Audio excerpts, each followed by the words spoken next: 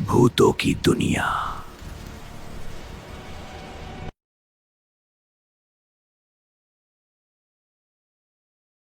गांव में सब कुछ सीधा साधा दिखता है, लेकिन हर रास्ता सीधा नहीं होता। कुछ रास्ते ऐसे होते हैं जो इंसान को रोज देखते हैं और एक दिन उसे अपना बना लेते हैं। रघु की उम्र करीब 40 साल। पेशा था सब्जी बेचना। हर सुबह साइकिल पर टोकरियां, ताजी सब्जियां और मुंह में वही आवाज, आलू ले लो, प्याज ले लो, ताजी सब्जी। रघु रोज 6-7 गांव घूमता, शाम ढलते ही घर लौट आता। एक नियम था उसका, अंधेरा होने से पहले घर, क्योंकि उसके बाप ने मरते वक्त कहा था कि बेटा, अगर कभी देर हो जाए तो जंगल वाले रास्ते से मत जाना।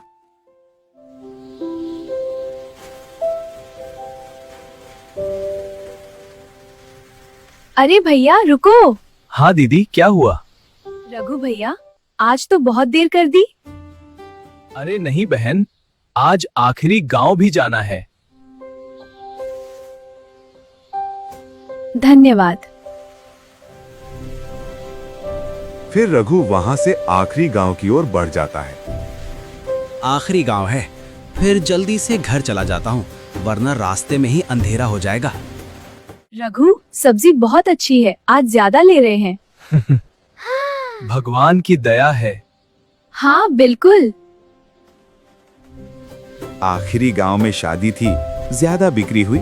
रघु खुश था, लेकिन घड़ी देखी तो शाम के 7:30 बज चुके थे। आसमान में बादल, हवा ठंडी। रघु मन ही मन बुदबुदा पाए, कितना अंधेरा है, रास्ता भी अच्छे से दिख नहीं रहा है।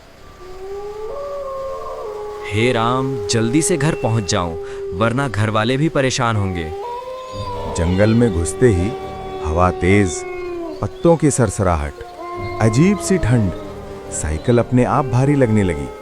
तभी आवाज आई, सब्जी वाले रुको। पीछे देखा, कोई नहीं।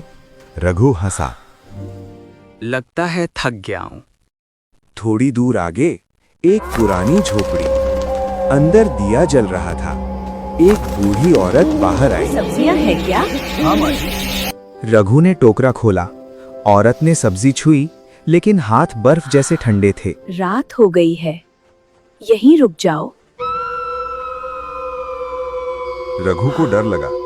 उसने साइकिल उठाई और तेजी से आगे बढ़ गया। पीछे से आवाज आई, हर कोई आगे ही जाता है।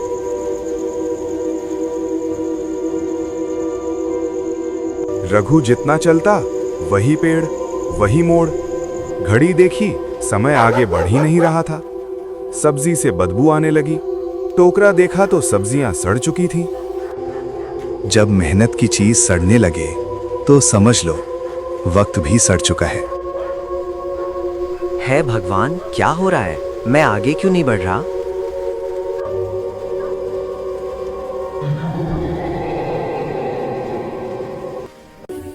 अचानक एक गांव दिखा। घर, लोग, चूल्हे जलते हुए।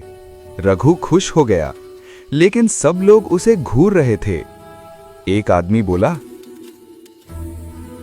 तू बहुत देर से आ रहा है। रघु पूछता है, आप लोग डीजे यहीं रहते हो? एक आदमी बोलता है, हाँ, हम लोग यहीं रह गए हैं। फिर वो घर में चला जाता है। एक घर में उसे आईना दिखा। आईने में रघु बूढ़ा दिख रहा था। बाल सफेद, आंखें खोखली। पीछे वही बूढ़ी औरत खड़ी थी।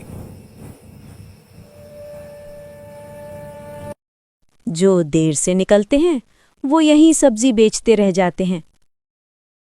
रघु ने टोकरा पलटा, अंदर सब्जी नहीं थी, आत्माएं थीं। रघु डर गया और वो भागा। तभी पीछे से आवाज गूंजी, अब तू भी गांव-गांव जाएगा।